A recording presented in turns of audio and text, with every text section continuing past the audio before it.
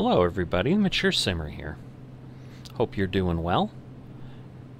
We've been cruising along here in our Piper Comanche, just enjoying the views. I left the Dover airport a little while ago. Just been flying pretty much straight and level has been the goal. Straight, probably less than the level, but you know, between 12 and 1300 feet. So moving along here. So this is an episode in the Non-Aviator Flight Sim series, as you've seen from the thumbnail. And what I'm going to cover here is turning. Mainly straight and level turning, because that can be something that gets challenging for folks that are new to flying and what you need to do. So it helps to have some of the background of how a plane flies, the forces on your plane, and so forth.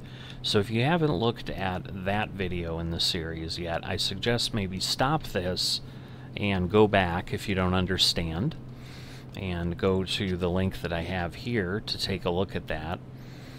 You know, as far as getting a plane airborne and flying and all of that, trimming out the aircraft, there's videos out in the playlist that this is a part of, which is, you know, the Non-Aviator Flight Sim series playlist. So just take a look through there.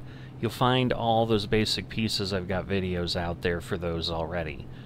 But unless you want to just fly a straight line forever, you don't have enough information yet as a non-aviator in what I've given you to be able to comfortably do that without just trial and error.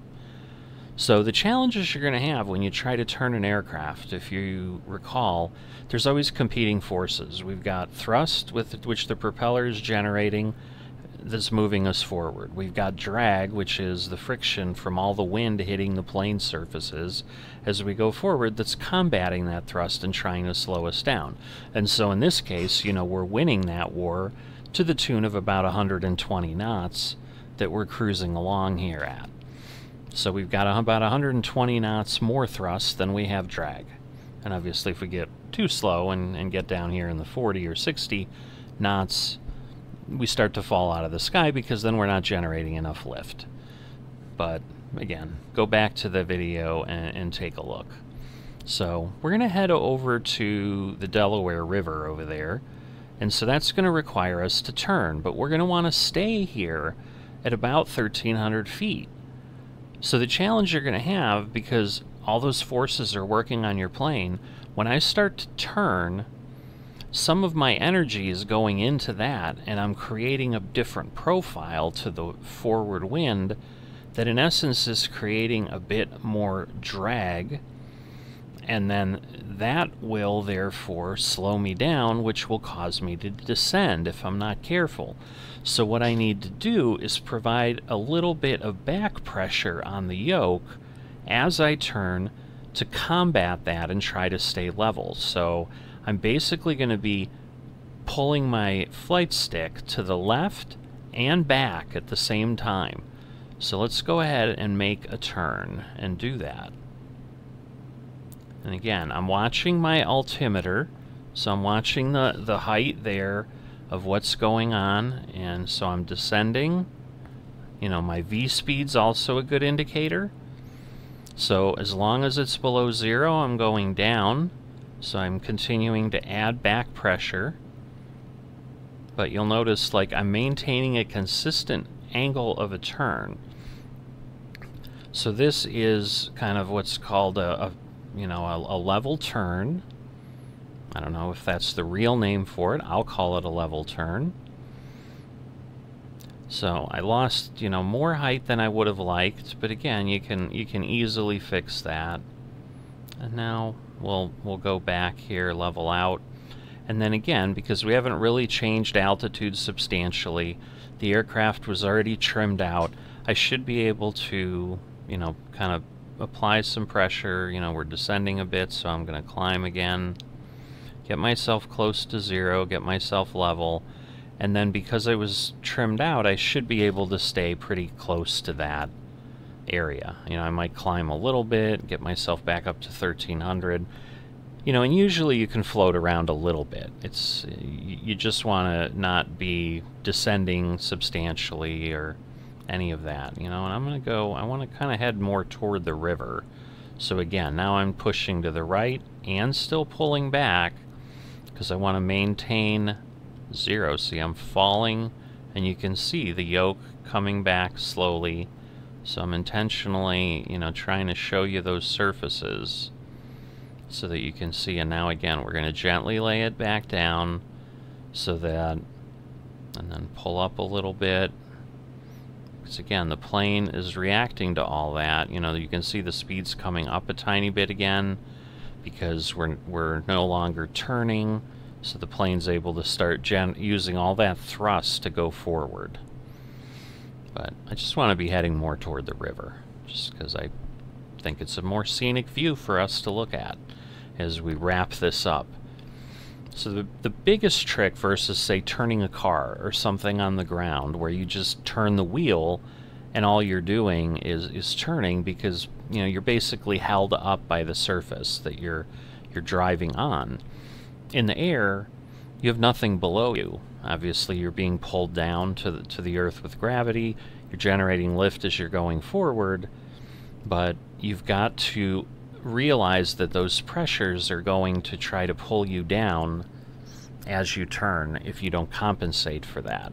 If you're on autopilot in a plane, like, the plane takes all of that, takes care of all of that for you. But if you're manually flying, which is absolutely something I suggest you do when you're starting out, because what you want to do, I try to mention this in most videos, but I forget here and there, but absolutely, you want to be comfortable and really feel you at least have mastery. Might be a lot for us in the non-aviator space, but that you have more than basic level understanding of the aircraft you're flying. So do pattern work, do things like that to get yourself comfortable. But once you're flying, you don't want to just be relying on not the instruments, but the autopilot systems in your planes. And then if something goes wrong where they either break, or you're in the inevitable portions of the flight where the autopilot really is not advised to be used, because usually you're going to want to land the plane yourself. You're going to take off yourself. You know, you're not doing autopilot for those things. But if you need to maneuver and maybe you're less comfortable changing something, like let's say air traffic tells you to change to a heading, and you're not sure how to do that in your autopilot, and you disengage the autopilot, but now you need to fly manually as you're coming in, you want to maintain height if that's what they need you to do. So, heading out over the river, definitely a beautiful afternoon here.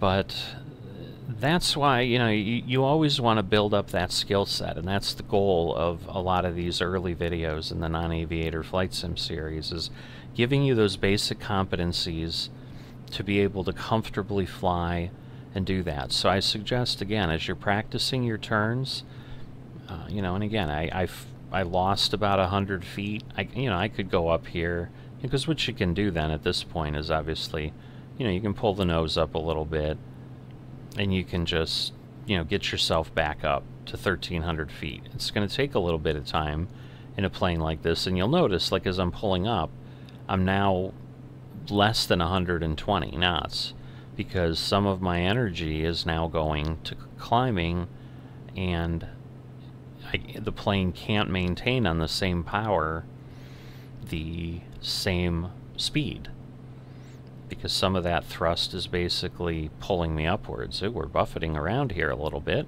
and, you know, now I'm at 1,300, and again, I encourage you, get comfortable with the flight stick where you can do, you know, gentle movements. Don't just, like, release it and let the plane drop in, because you're not going to have a good result. You know, if it's jerky, the plane's just going to continue with that. A plane doesn't react at that speed. So a fighter jet might, but this plane, you want to be more gentle with that.